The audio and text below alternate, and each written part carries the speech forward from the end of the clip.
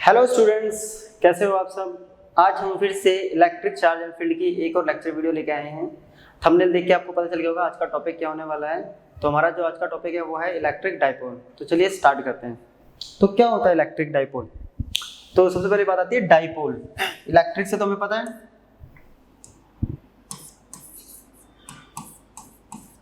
अगर इसको ब्रेक करें तो डाई मतलब होता है two, pole means polarity, means two polarity. Two polarity means दो अपोजिट चार्जेस मैग्नीट्यूड में इक्वल, बट उनकी पोलैरिटी कैसी होगी यहाँ पे, ऑपोजिट। तो एक ऐसा अरेंजमेंट या एक pair of two equal and opposite charges separated by a small distance. तो एक ऐसा अरेंजमेंट जिसमें दो चार्ज होते हैं, दोनों का मैग्नीट्यूड इक्वल होता है बट पोलैरिटी ऑपोजिट होती है और उनके बीच में कोई स्मॉल डिस्टेंस होता है। उस स्मॉल डिस्टेंस को हमने यहाँ 2a लिया है। तो 2a क्यों लिया है ये आगे जैसे जैसे इस टॉपिक में बढ़ेंगे तो समझ में आएगा। क्योंकि ये देखें, इसमें क्या होता है कि इसका एक सेंटर होता है ये O। हम जब भी इसमें इलेक्ट्रिक फील्ड कैलकुलेट करते हैं तो इसके सेंटर से करते हैं। तो 2a लेने की वजह से हमें हाफ करने में प्रॉब्लम नहीं क्रिएट होती, तो हाफ a और a हो जाता है हमारा।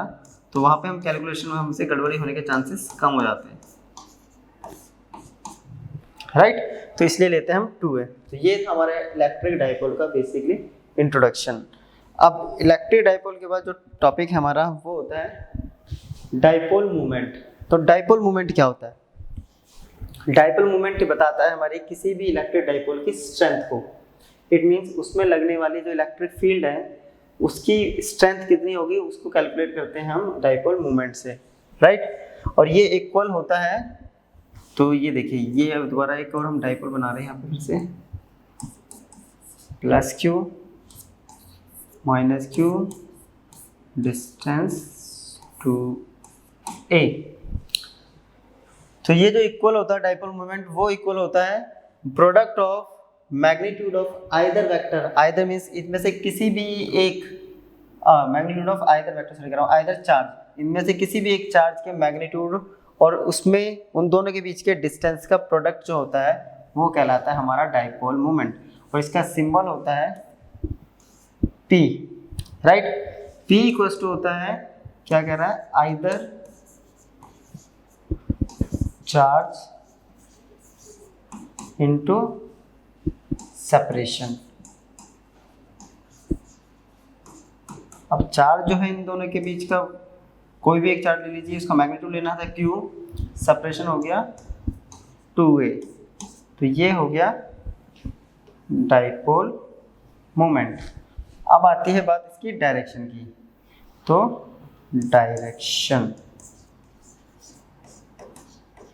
डायरेक्शन जो होती है वो होती है negative to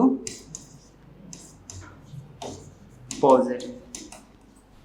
it means dipole moment की जो डायरेक्शन है वो है नेगेटिव से जा रहा है पॉजिटिव की तरफ। तो ये इसकी डायरेक्शन होती है। इसका SI यूनिट होता है, चार्ज के SI यूनिट कूलम, डिस्टेंस की मीटर, तो SI यूनिट होगी कूलम मीटर। तो ये बन गया इसका डाइपोल मोमेंट का कॉन्सेप्ट और फॉर्मूला। ये इसकी डायरेक्शन होगी, डायरेक्शन हमेशा होती है इसकी negative charge to positive charge की तरफ, और SI यूनिट होगी कूलम मीटर। ये तो हो गया हमारे यहाँ पे डाइपोल मोमेंट। अब आता है नेक्स्ट टॉपिक हमारा डाइपोल फील्ड। तो डाइपोल फील्ड क्या होगा, किसी भी डाइपोल के, राइट, किसी भी डाइपोल के चारों तरफ का वो स्पेस जिसमें हम कोई टेस्ट चार्ज रखते हैं। मान लो ये हमने एक टेस्ट चार्ज रखा, उस पे क्या कर रहा है, इस पे जो फोर्स, इसकी वजह से जो फोर्स लग रही है उस स्पेस में लगने वाली, इस चार्ज पे लगने वाली फोर्स को जो चार्ज एक्सपीरियंस करता है उस स्पेस को कहते हैं हम इसकी फील्ड, ठीक है। अब इस टेस्ट चार्ज पे पॉजिटिव चार्ज है तो ये इसको रिपेल कर देगा, अगर ये नेगेटिव है तो ये अट्रैक्ट कर देगा। जहाँ जहाँ तक इसकी फोर्स को एक्सपीरियंस किया जा सकता है वो स्पेस कहलाता है फील्ड। वही जैसे कि हमारा इलेक्ट्रिक फील्ड होता है, तो वैसे सेम आपका डाइपोल फील्ड हो गया, किसी डाइपोल के चारों तरफ का स्पेस जिसमें कोई दूसरा चार्ज इससे लगने वाली फोर्स को एक्सपीरियंस करता है वो उसकी डाइपोल फील्ड कहती है, राइट। तो ये तो हो गया डाइपोल फील्ड और डाइपोल का इंट्रोडक्शन, बेसिक से इंट्रोडक्शन था। पहले था इलेक्ट्रिक डाइपोल क्या होता है, pair of two equal and opposite charges separated by a small distance. फिर आता है डाइपोल मूवमेंट। डाइपोल मूवमेंट क्या बताता है हमें स्ट्रेंथ मेजर करता है किसी डाइपोल की, जो कि होता है P = Q × 2a, यानी प्रोडक्ट ऑफ किसी भी एक चार्ज के मैग्नीट्यूड और उन दोनों के बीच में लगने वाला सेपरेशन। फिर आता है डाइपोल फील्ड। डाइपोल फील्ड होता है उस डाइपोल के चारों तरफ का स्पेस जिसमें कोई दूसरा चार्ज इससे लगने वाली फोर्स को एक्सपीरियंस करता है, वो कहलाती है डाइपोल फील्ड। तो ये तो बेसिकली इंट्रोडक्शन था। अब इस पे एक्चुअली हम करते क्या हैं जरा देखते हैं। नेक्स्ट टॉपिक जो हमारा होने वाला है वो होने वाला है हमें इलेक्ट्रिक फील्ड कैलकुलेट करनी है किसी डाइपोल के एक्सियल पॉइंट पर। एक्सियल पॉइंट क्या होता है, डाइपोल के एक्सिस के अलोंग हमें इलेक्ट्रिक फील्ड क्या करनी है, कैलकुलेट। अब ये जो हमने डिस्टेंस लिया था 2a, अब वो यहाँ पे पता चलेगा कि 2a क्यों लेते हैं, वो हमें यहाँ पे जो भी है क्लियर हो जाएगा। तो चलिए स्टार्ट करते हैं।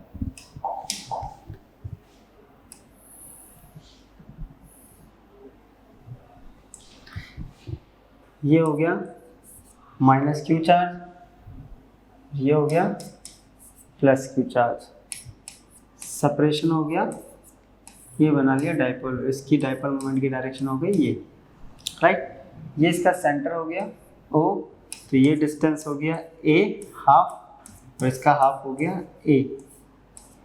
क्या कह रहा है इसके एक्सिस पे अलोंग, तो इसके एक्सिस को ड्रॉ कर लेते हैं हम यहाँ, ये बना लिया हमने इसकी एक्सिस, राइट। अब इसकी एक्सिस पर कोई P पॉइंट लेट कर लिया हमने जिस पे हमें वैल्यू कैलकुलेट करनी है, क्लियर। P पॉइंट का जो डिस्टेंस है सेंटर से वो है R डिस्टेंस, क्लियर। ये तो हमने बेसिकली इस चैप्टर में P पॉइंट लिया है जहाँ पे हम वैल्यू कैलकुलेट करते हैं फोर्स या इलेक्ट्रिक फील्ड की, और उसका डिस्टेंस हमेशा कितना होता है R, क्लियर। अब यहाँ पे जो टेस्ट चार्ज रखेंगे हम, टेस्ट चार्ज कैसा होता है, यूनिट पॉजिटिव चार्ज, वो होता है पॉजिटिव, और ये चार्ज है नेगेटिव। तो ये क्या करेगा, इसको अपनी तरफ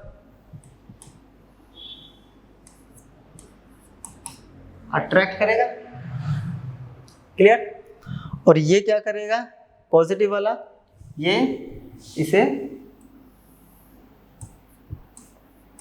रिपेल करेगा। इसने कर दिया अट्रैक्ट और इसने करा इसको रिपेल, पॉजिटिव पॉजिटिव को रिपेल। तो हमें यहाँ पे इन दोनों की वजह से जो नेट इलेक्ट्रिक फील्ड है वो कैलकुलेट करनी है P पॉइंट पे। तो चलिए स्टार्ट करते हैं। पहले हम P पॉइंट पे इलेक्ट्रिक फील्ड निकालते हैं -q चार्ज की वजह से, राइट। तो electric field due to -q charge at point P क्या होगा, कि हमने कैलकुलेट किया है E1। फॉर्मूला होता है 1/4πε0 चार्ज और अपॉन में डिस्टेंस का स्क्वायर। अब डिस्टेंस P पॉइंट पे डिस्टेंस लेना है हमें Q से, P से लेके सेंटर का डिस्टेंस है ये देखिए R, और सेंटर से लेके -q तक का डिस्टेंस है A। तो डिस्टेंस कितना हो गया, R + A, तो R + A और इसका होता है स्क्वायर। अब आती है बात डायरेक्शन की, ठीक है। डायरेक्शन है इसकी P पॉइंट में जो E1 की डायरेक्शन है वो है लेफ्ट। लेफ्ट बोले तो अब देखिए डाइपोल मोमेंट की डायरेक्शन होती है -q to +q, it means left to right. इसकी डायरेक्शन आ रही है राइट टू लेफ्ट। अगर मैं यहाँ P कैप लगाता हूँ डाइपोल मोमेंट के बिल्कुल ऑपोजिट, राइट। ये यहाँ तो लिख देते हैं क्लियर करने के लिए, आपको डाउट जो है टुवर्ड्स लेफ्ट, डाइपोल मोमेंट के बिल्कुल अपोजिट। अब निकालते हैं हम E2 निकालेंगे +q चार्ज की वजह से। तो electric field due to +q charge at point P कितनी होगी वो, E2। चलिए यहाँ पे हमने वेक्टर लगाना भूल गए थे, लगा दिया। तो वेक्टर लगा देते हैं 1/4 pi epsilon not charge upon में डिस्टेंस। अब पहले डिस्टेंस निकाल देंगे। पी पॉइंट पे क्यू चार्ज की वजह से डिस्टेंस। अब पी पॉइंट पे ओ तक का डिस्टेंस आर है और ओ से लेके क्यू तक का डिस्टेंस ए है और हमें ये डिस्टेंस निकालना है क्यू से पी। तो हम क्या करेंगे, आर में से ए माइनस कर देंगे तो क्यू से पी का डिस्टेंस आ गया। तो डिस्टेंस अपने पास आ गया आर माइनस ए का होल स्क्वायर। डायरेक्शन, इसकी डायरेक्शन क्या है, अलोंग पी, तो टुवर्ड्स राइट। क्लियर। अब हमें क्या निकालना है, नेट इलेक्ट्रिक फील्ड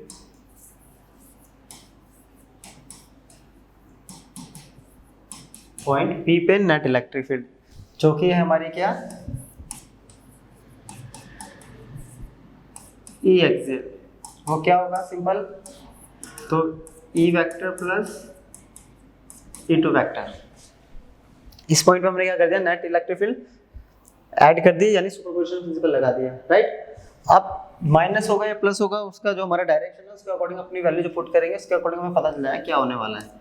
इसकी वैल्यू आई थी -1/4 pi epsilon not Q upon में आर प्लस ए का होल स्क्वायर। पी क्या दोनों के पास है तो कॉमन बाहर ले लेंगे, plus 1/4 pi Q upon R minus A का, ये आ गया पी कैप।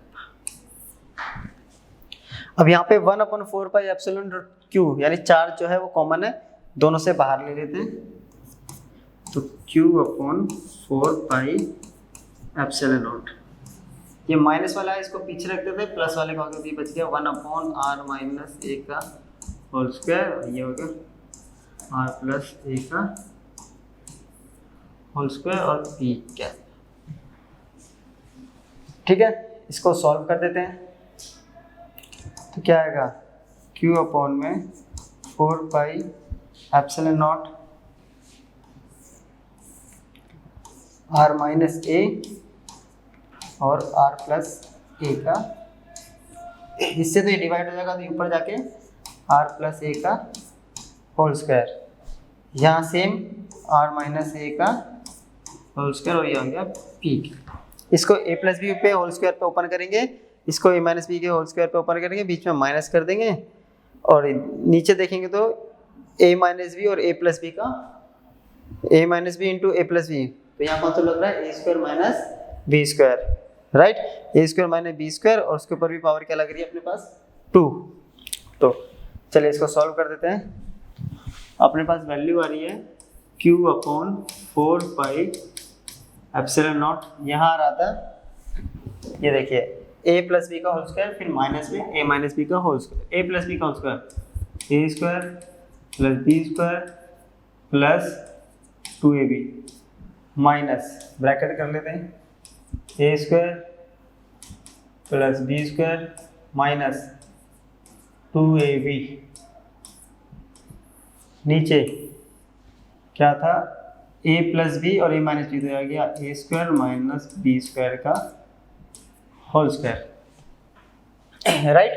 अब क्या करेंगे, अब ब्रैकेट को ओपन करते हैं, Q अपॉन, यहाँ P वेक्टर है अपना, Q/4 pi epsilon naught r square plus a square plus 2ar, bracket open करो, minus r square minus a square plus 2ar p cap r square minus a square का, तो r square से r square cancel, a square से a square cancel, right. आ गया ये, चलिए ये हो गया अपने पास। तो यहाँ बच गया 2ar 4ar, तो ये बच गया 1/4 pi epsilon not Q into 4ar upon में r square minus a square की पावर 2। क्लियर। इसको लिख सकते हैं, 4a को मैंने लिख दिया 2a और ये 2r इंटू बच गया यहाँ पे, राइट। अब Q इंटू 2a होता है हमारा डाइपोल मोमेंट, तो ये आ गया अपने पास 1/4 pi epsilon naught P into 2r या 2pr कर देते हैं इसको, 2pr अपॉन में r² माइनस a² की पावर 2p कैप, राइट। तो ये आ गया अपने पास P axial where P equals to Q into 2a। अगर मैग्नीट्यूड निकालना है तो वेक्टर हटा देंगे, मैग्नीट्यूड के केस में क्या हो गया 1/4 pi epsilon not 2pr upon में r² माइनस a² की पावर 2, ये हो गया मैग्नीट्यूड, क्लियर। तो ये हो गया। अब इसमें एक केस ले लेते हैं कि अगर ये P पॉइंट बहुत दूरी पर है, यानी R की वैल्यू बहुत ज़्यादा बड़ी है, तो उसके कंपैरिजन में A कैसा हो जाता है, बहुत छोटा हो जाता है, और उसका स्क्वायर जो होगा वो और भी ज़्यादा छोटा हो जाएगा। तो केस कंडीशन है कि if R is much much much greater than A, तो जो A² है उसको क्या कर सकते हैं हम, नेगलेक्ट कर सकते हैं, क्लियर। अब A² को नेगलेक्ट करेंगे तो यहाँ पे हो जाएगा R की पावर 4, ये आ गया 1/4 pi epsilon not 2pr upon में r की पावर 4, जो कि इससे कैंसिल होकर बच गया 3 एक्सियल, ये हो गया 2p अपॉन में, ये आ गया हमारा। ये कंडीशन कब होती है, जब डाइपोल कैसा होता है, शॉर्ट, यानी डाइपोल की लेंथ होती है बहुत छोटी, तो छोटे डाइपोल के लिए ये कंडीशन। तो एक बार जरा पहले इस वाले स्टेप्स का स्क्रीनशॉट ले लेते हैं, हो गया। चलिए नेक्स्ट हो गया ये, इसका भी स्क्रीनशॉट लीजिए। ये याद रखना, जब भी शॉर्ट डाइपोल दे रखा होगा तो आपको ये कंडीशन अप्लाई करनी है, क्लियर। चलिए ये हो गया एक्सियल पॉइंट पे। अब हमें कैलकुलेट करना है इलेक्ट्रिक फील्ड इसकी इक्वेटोरियल पॉइंट पे। इक्वेटोरियल मींस जो परपेंडिकुलर बाइसेक्टर होता है, वहां पे इसको कैलकुलेट करेंगे। तो नेक्स्ट टॉपिक हमारा, हमें इलेक्ट्रिक फील्ड की वैल्यू निकालनी है इसके इक्वेटोरियल पॉइंट पे। तो इक्वेटोरियल पॉइंट समझिए, पहले हम एक डाइपोल बना लेते हैं। ये बना लिया हमने एक dipole, clear.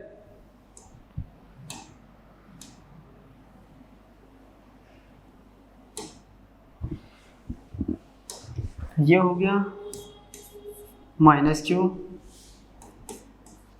+q, separation again 2a, ठीक है। अब इसका इक्वेटोरियल पॉइंट, इसका सेंटर से हमने ले लिया, यह है सेंटर, इससे ले लिया किसी पॉइंट पे, ये हो गया a और ये हो गया, इट मीन्स इस पॉइंट P पे हमने रखा है टेस्ट चार्ज, क्लियर। इस पॉइंट P पे टेस्ट चार्ज रख दिया। अब क्या होगा, जो टेस्ट चार्ज होगा उस पर 2 फोर्स लगेंगी, एक तो लगेगी इस -q। अब -q वाले की वजह से क्या होगा, इसको ये अपनी तरफ क्या कर लेगा, अट्रैक्ट करेगा, तो इसको हमने मान लिया E1, क्लियर। और मान लिया कि एंगल जो बना रहा है वो थीटा एंगल इंक्लाइन कर रहा है। ये वाला क्या करेगा, ये भी पॉजिटिव, टेस्ट चार्ज भी पॉजिटिव, तो ये करेगा उसको रिपेल, ठीक है। तो ये करेगा इसको रिपेल, इसने कर दिया इसको रिपेल, ये हो गया E2, E1 इधर, E2 इधर, ये भी एंगल सेम हो गया थीटा, ये डिस्टेंस हमने माना था r, क्लियर। तो इनका रिजल्टेंट कहाँ बनेगा, तो इसका रिजल्टेंट बनेगा कहीं बीच में, इसकी वजह से रिजल्टेंट बनेगा यहाँ,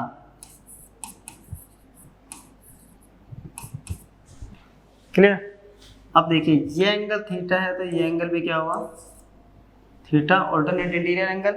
ये थीटा है तो कॉरस्पॉन्डिंग एंगल से ये भी हो गया थीटा। अब ये आ रहा है इसके यानी हॉरिजॉन्टल डायरेक्शन में है, राइट।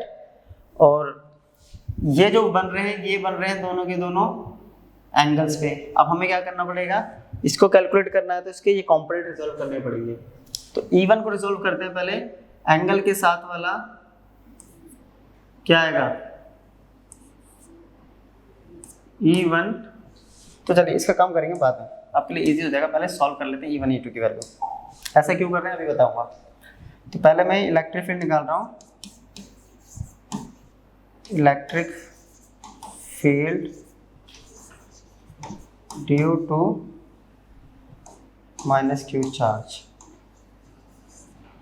एट पॉइंट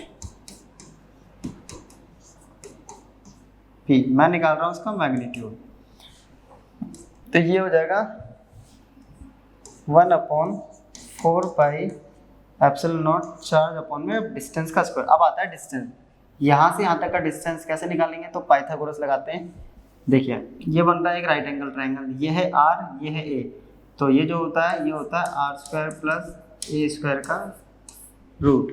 सेम ये भी यही होगा, क्लियर। और हमारा इधर आता है स्क्वायर, रूट से स्क्वायर क्या हो जाएगा कैंसिल, क्लियर। ये निकाला हमने मैग्नीट्यूड। अब सेम हम निकालेंगे electric field due two plus Q charge eight P, right.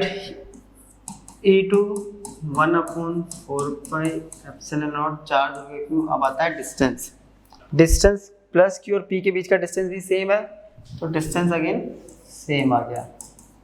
अब यहाँ से देखा जाए तो जो E1 का मैग्नीट्यूड और जो E2 का मैग्नीट्यूड है वो इक्वल है।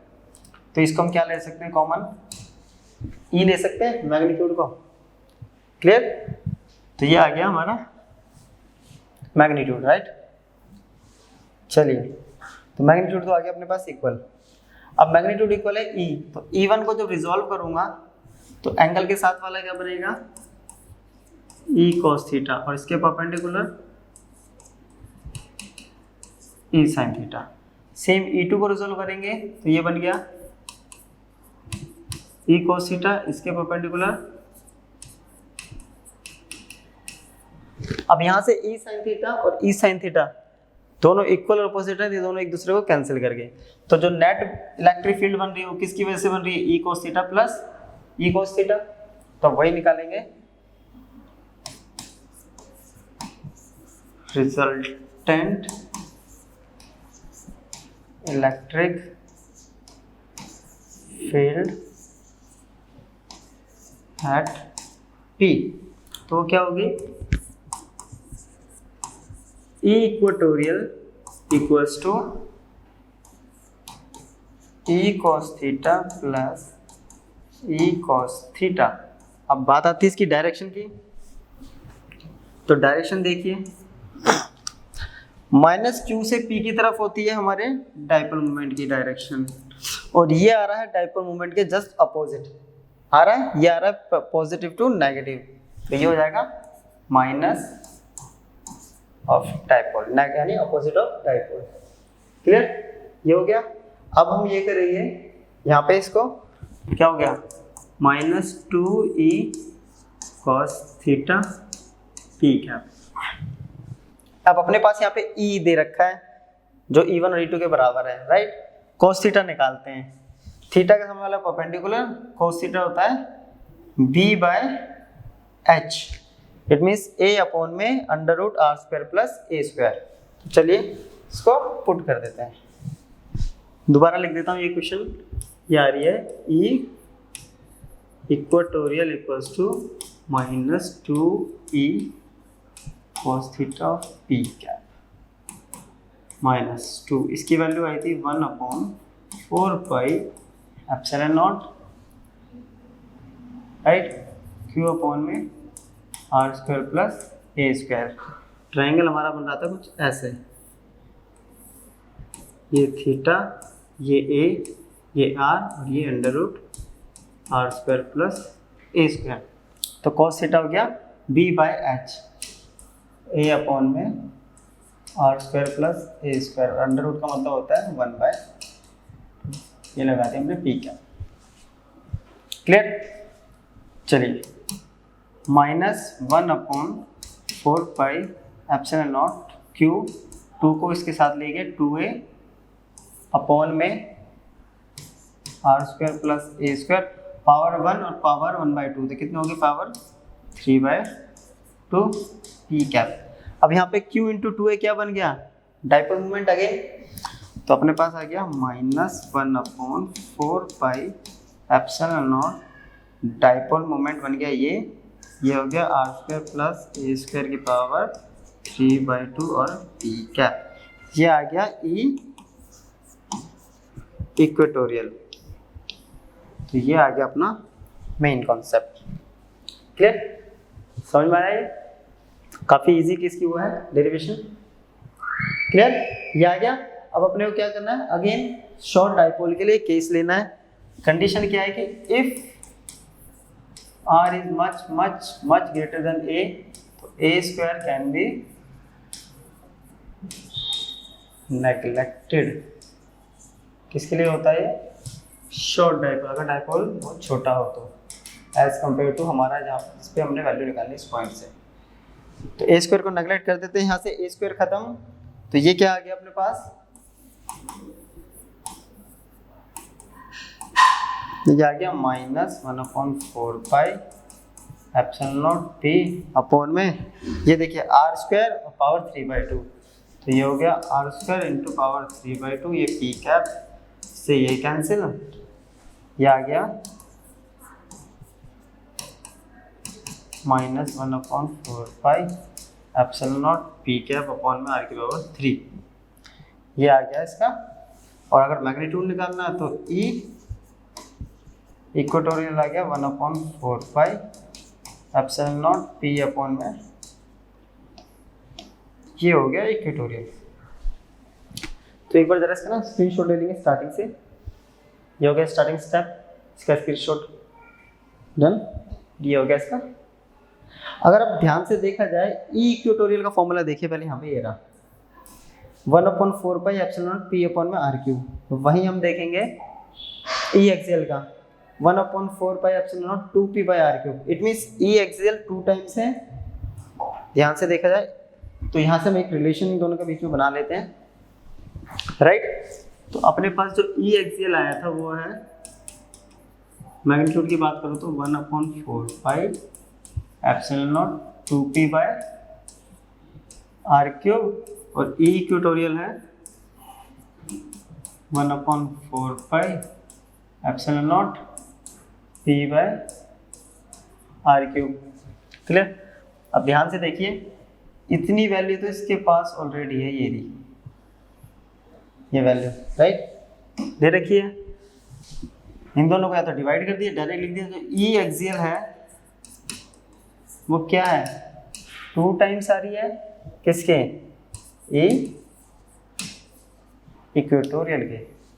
तो ई एक्सियल इक्वल्स होता है 2 times of E equatorial. Clear? इसको हम डायरेक्ट अप्लाई कर सकते हैं अगर कभी हमें कुछ ऐसा दे रखा हो तो। चलिए, ये भी हो गया हमारा, यानी इट मीन्स हमारा जो बाइसेक्टर एंड परपेंडिकुलर एक्सिस पे जो था वो भी हम लोगों ने कैलकुलेट कर लिया है। क्लियर? चलिए, इसके लिए अब नेक्स्ट टॉपिक करते हैं हम।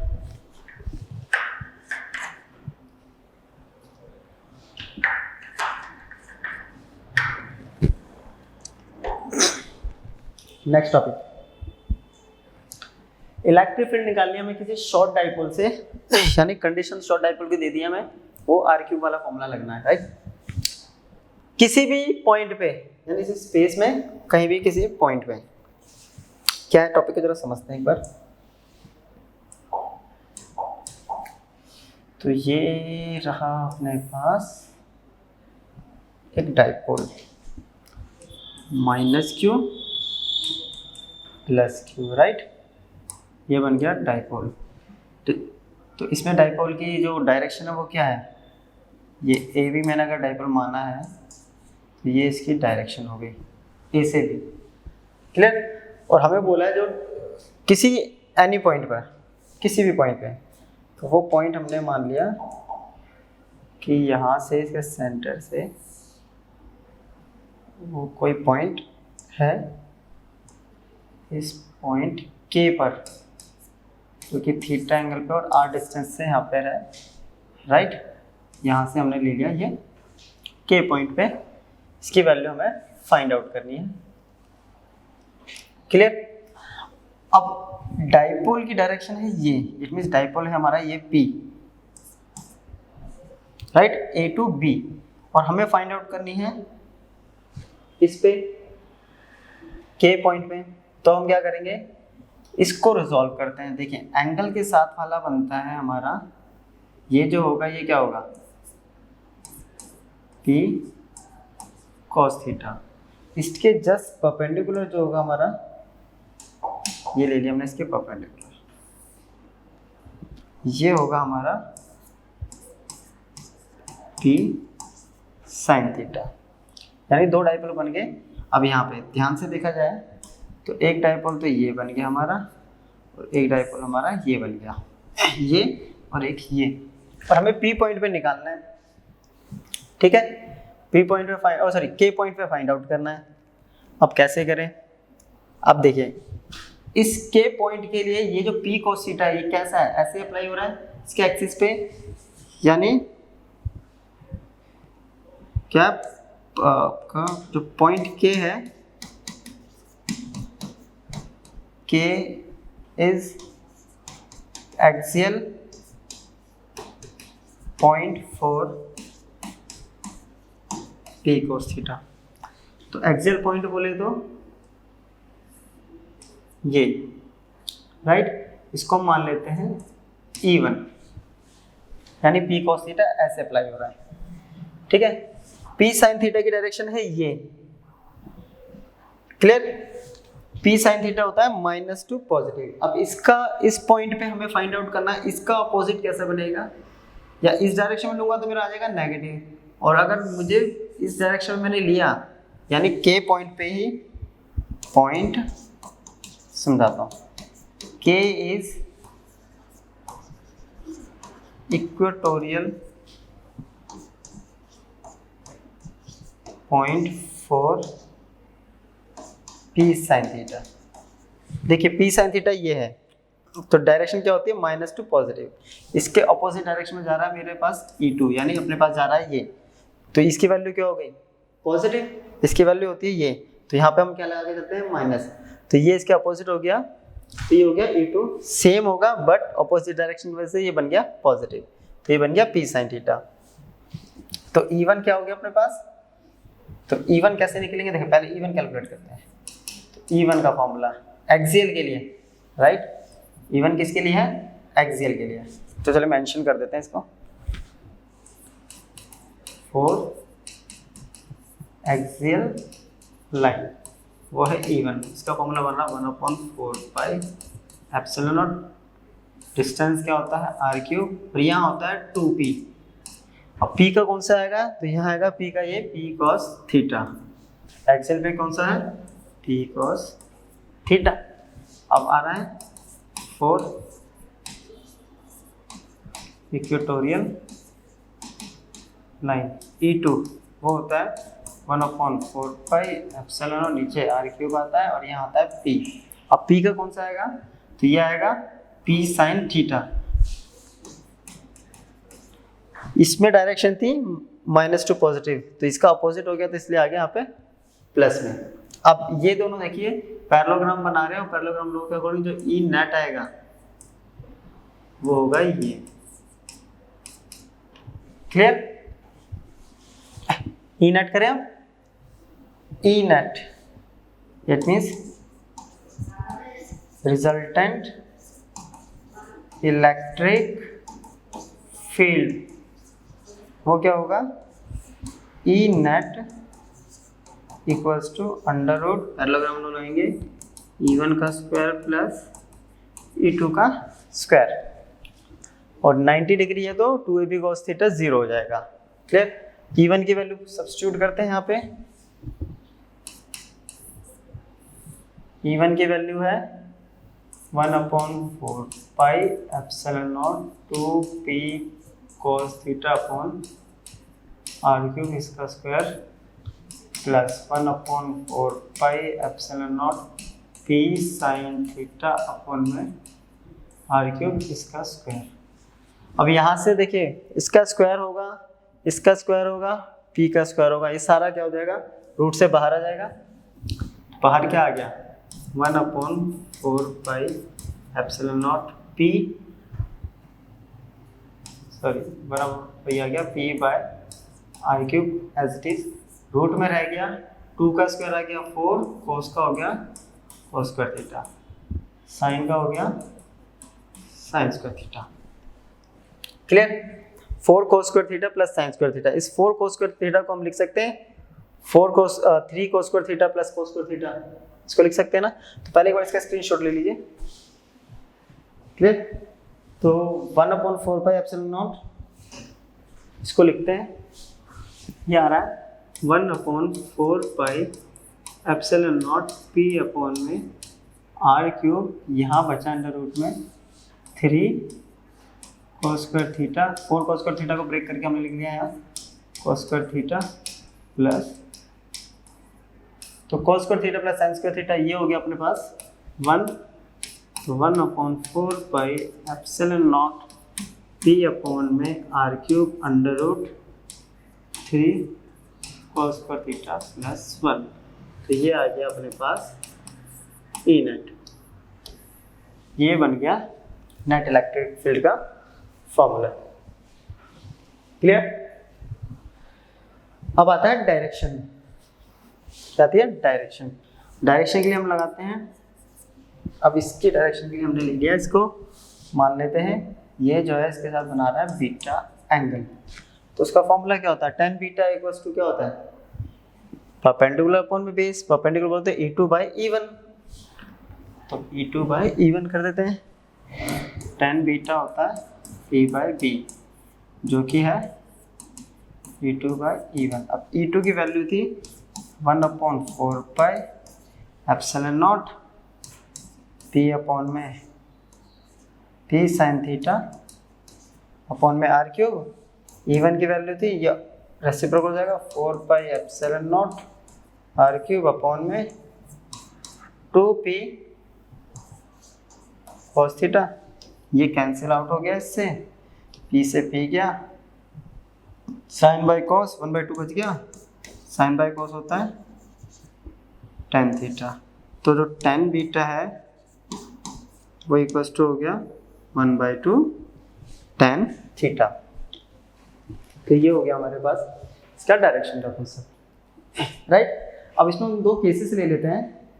केस क्या है कि जो थीटा है उसको 0 कर देते हैं। 0 मतलब के पॉइंट जो है उठा के हम इसके एक्सिस पे ले आते हैं कहीं, यानी एक्सियल पे बन गया हमारा। तो थीटा कितना हो गया अपने पास 0।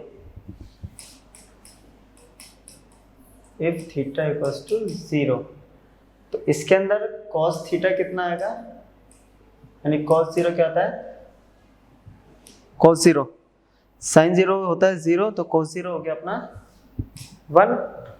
तो यहाँ अगर E नेट निकालेंगे तो क्या आएगा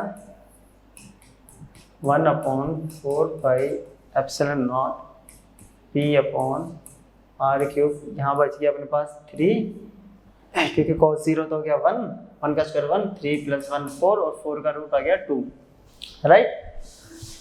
तो E नेट कितना आ गया 1/4 पाई एप्सिलॉन नॉट 2p/r³। और ये किसकी वैल्यू होती है, ये वैल्यू होती है E एक्सियल के, यानी इलेक्ट्रिक फील्ड कहाँ हो जाएगी, एक्सियल लाइन के अलोंग, अगर थीटा 0 हो जाता है।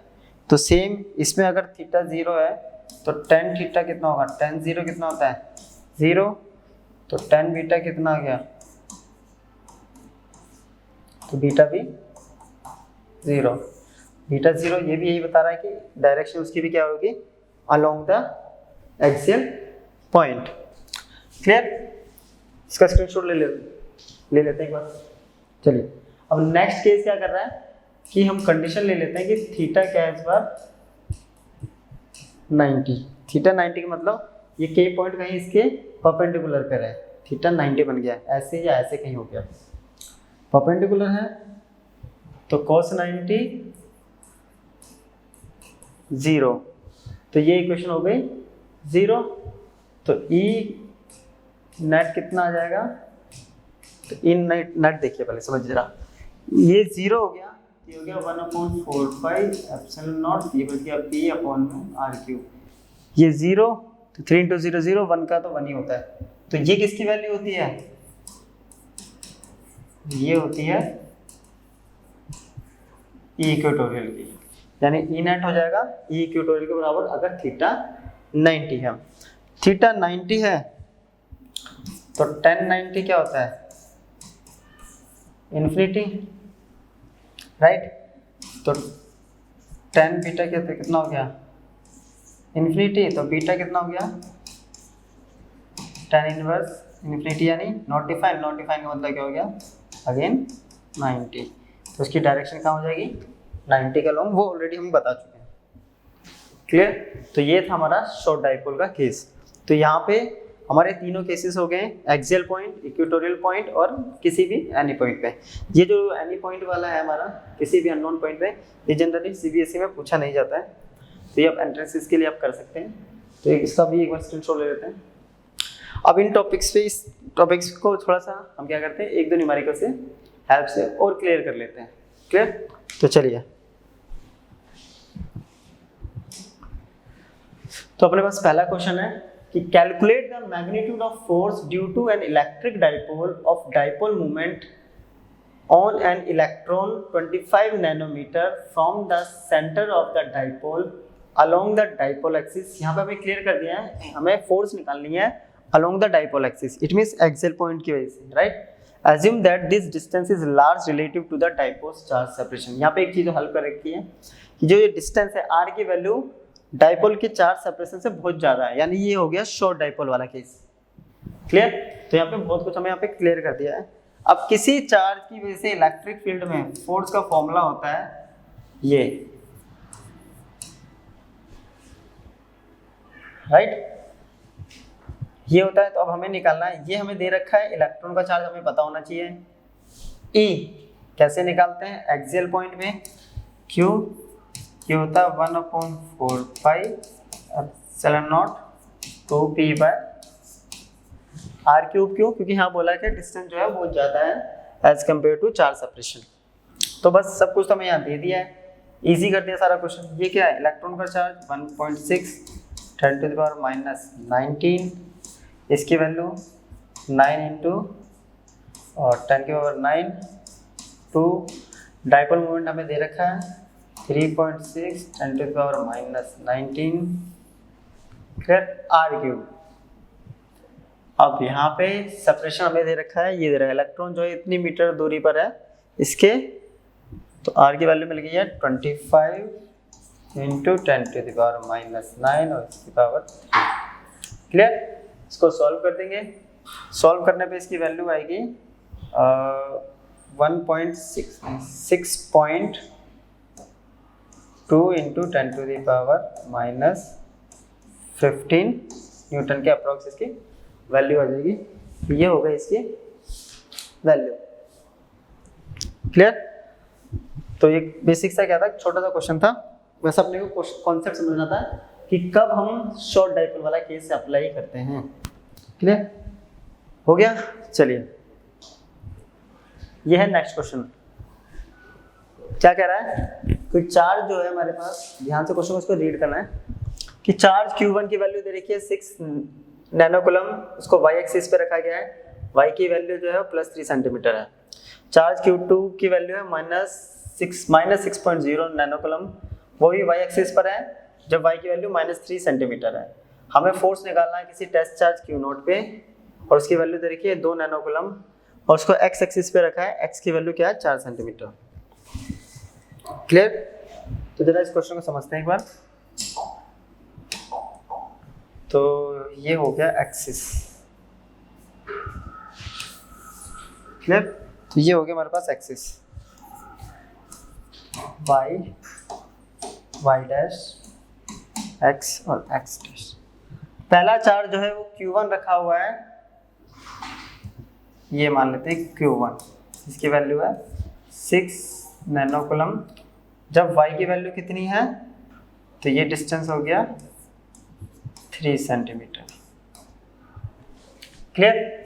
दूसरा चार्ज इसी एक्सिस पे रखा है, जब y की वैल्यू है -3 सेंटीमीटर, यहाँ y की वैल्यू +3 सेंटीमीटर, और यहाँ दूसरा चार्ज है Q2 = -6 नैनो कूलम, क्लियर। हमें फोर्स निकालनी है टेस्ट चार्ज पर, और वो टेस्ट चार्ज एक्स एक्सिस पे यहाँ कहीं रखा है, जिसकी वैल्यू एक्स की वैल्यू कितनी दे रखी है 4 सेंटीमीटर, क्लियर। यहाँ रखा है ये टेस्ट चार्ज। अब होगा क्या, तो बेसिकली समझिए, ये पॉजिटिव चार्ज है, ये भी पॉजिटिव, ये बड़ा है, तो ये इसको क्या कर देगा, ये इसको ऐसे रिपेल कर देगा, क्लियर। इसने कर दिया इसको रिपेल। फोर्स एफ क्यों लगाया, क्योंकि ये भी 6 है, ये भी 6 है, तो फोर्स का जो मैग्नीट्यूड आने वाला है वो सेम आने वाला है, क्योंकि चार्ज ये भी सेम है, क्लियर। वही सेम थीटा एंगल पर ये क्या करेगा, ये करेगा इसको अट्रैक्ट, इसने भी लगा दिया एफ अट्रैक्ट, क्लियर। ये भी थीटा, तो इनके बीच में नेट फोर्स कैसे बनेगी, दोनों का रिजल्टेंट बनेगा कहीं यहाँ, और अपने को वही कैलकुलेट करना है। तो ये हो गया थीटा, ये जस्ट अभी हमने करा था, और ये भी हो गया। ये हमने इक्वेटोरियल पॉइंट पे इलेक्ट्रिक फील्ड निकाली थी, यहाँ इक्वेटोरियल पॉइंट पे हमारे पास फोर्स निकल गई है। अब मैग्नीट्यूड तो सेम आने वाला है, एफ की वैल्यू क्या आएगी, magnitude 1/4 pi epsilon not Q not upon में डिस्टेंस का, और डिस्टेंस कितना है वो हम निकाल लेंगे, r², राइट। ये होता है, ये 3 का स्क्वायर या 4 का स्क्वायर कितना हो गया, 9 + 16 ये आ गया 25, यानी 5 आ गया, क्लियर। ये आ गया। अब अपने को क्या करना है, इसको रिजोल्व करना है। एक फोर्स, पहले इसको रिजोल्व करते हैं एंगल के साथ वाला, F cos थीटा, और इसके परपेंडिकुलर ये आ गया F sin थीटा। फिर इसको रिजोल्व करेंगे तो F cos थीटा, इसके परपेंडिकुलर F sin थीटा। अब ये दोनों तो कैंसिल आउट हो गए, तो नेट फोर्स कैसे आ रही है, F cos थीटा क्या हो रहा है यहाँ, ये F cos थीटा, ये F cos थीटा ऐड हो रहा है, तो 2F cos थीटा। F की वैल्यू होती है 1/4 pi epsilon not Q not pi r², cos theta होता है b/h। तो इस किसी भी एक ट्रायंगल से कर लीजिए, ये हो गया परपेंडिकुलर, b हो गया ये 3/5, तो b/h ये आ गया 3/5। अब सबकी वैल्यू पुट करते हैं, 2 इसकी वैल्यू पुट कर दी, चार्ज की वैल्यू है 6 नैनो है, 10⁻⁹, इसकी है 2 10⁻⁹, 3/5, डिस्टेंस कितना आ रहा था 5 × 10⁻², मीटर में कन्वर्ट कर दिया, इसका स्क्वायर। अब अपने पास क्या रह गया, सिर्फ बेसिक सी कैलकुलेशन यहाँ रह गया, कैलकुलेशन करेंगे और आराम से अपने पास निकल जाएगा। चलिए ये देखिए 10⁻9 और +9 ये कैंसिल आउट हो गया एक दूसरे से, क्लियर। अब अपने पास और कुछ कट रहा है, 2 × 2 = 4, 4 × 9 = 36, 36 × 6 × 10⁻⁹ × 3, यह आ गया 5 × 5 25 × 10⁻⁴ × 10 के नीचे आ गया 5, ये आ जाएगा। इन सबको जब सॉल्व करेंगे तो सॉल्व कर देते हैं, वैल्यू आएगी अपने पास 5.184 करके 5.184 × 10⁻⁻15 न्यूटन, राइट। ये तो आ गया मैग्नीट्यूड। अब बात आती है डायरेक्शन। अगर हम डायरेक्शन भी निकालें तो डाइपोल के अकॉर्डिंग इसकी डायरेक्शन होगी, ये है माइनस चार्ज, नेगेटिव से पॉजिटिव, और ये इसके अपोजिट आ रहा है, तो ये कैसे जा रहा है, नेगेटिव से पॉजिटिव, और ये आ रहा है पॉजिटिव से नेगेटिव, यानी माइनस, देखिए ध्यान से देखिए, माइनस वाई एक्सिस का लॉन्ग, और माइनस वाई एक्सिस को हम किससे रिप्रेजेंट करते हैं, तो जे कैप से। जे कैप लगाया था, हमने लगा दिया माइनस, माइनस लगाया था, ये फोर्स का डायरेक्शन के साथ आ गई। तो ये था क्वेश्चन, एक बार जरा इसका स्क्रीनशॉट ले लीजिए। हो गया? तो चलिए, ये था आज का हमारा टॉपिक इलेक्ट्रिक डाइपोल, जिसमें हमने इसकी dipole, dipole field, dipole movement, उसके बाद एक्सियल पॉइंट पे इलेक्ट्रिक फील्ड, इक्वेटोरियल पे और स्पेस में किसी एनी पॉइंट पे, और फिर हमने इस पे 2 न्यूमेरिकल्स किए, राइट। तो यहाँ तक हमारा आपका आज डाइपोल खत्म हो गया है। अब डाइपोल के जो नेक्स्ट टॉपिक है नेक्स्ट क्लास में करेंगे। तो तब तक के लिए गुड बाय, मिलते हैं नेक्स्ट टॉपिक में।